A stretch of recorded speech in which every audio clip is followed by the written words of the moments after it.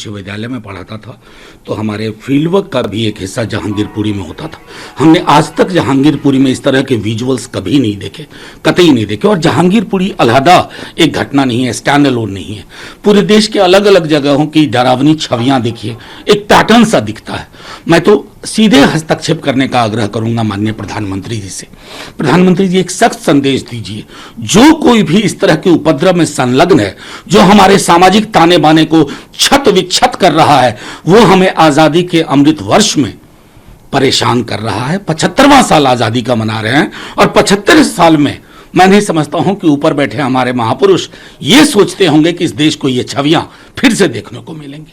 Sir, इस पूरे केजरीवाल जहां शांति की अपील कर रहे हैं, वहीं दूसरी तरफ बीजेपी और आम आदमी पार्टी में जबानी जंग चल रही है। केंद्रीय मंत्री अनुराग ठाकुर उनकी नीयत पर सवाल खड़े कर रहे हैं, क्या कहना है? देखिए, मैं इसे बेहद दुर्भाग्यपूर्ण मानता हूं कि जब कहीं आग लगी हुई हो ना, उसके वक्त में एक दूसरे पर छिछालेदार अशोभनीय टिप्पणी चाहे कोई कर रहा हो एक दूसरे के बारे में।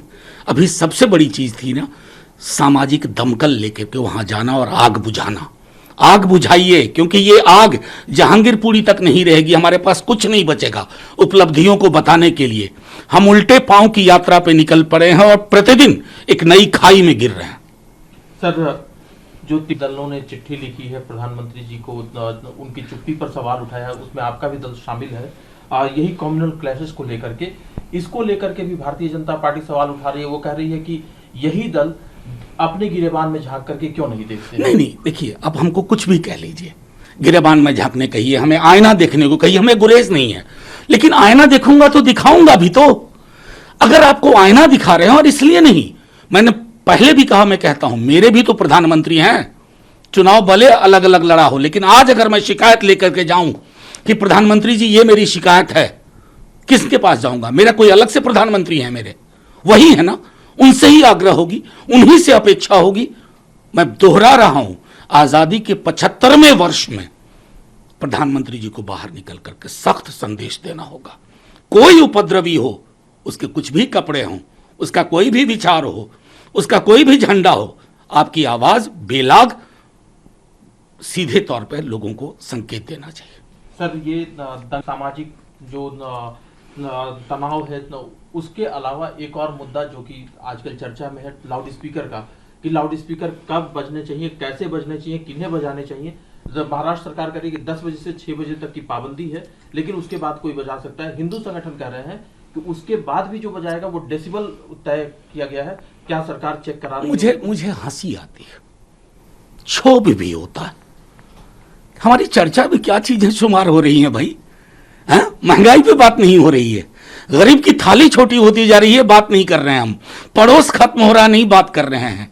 इकोनॉमी जमींदोज हो चुकी है, नहीं बात कर रहे हैं। बेरोजगारी चरम पे है, नहीं बात कर रहे हैं। क्या बात कर रहे हैं?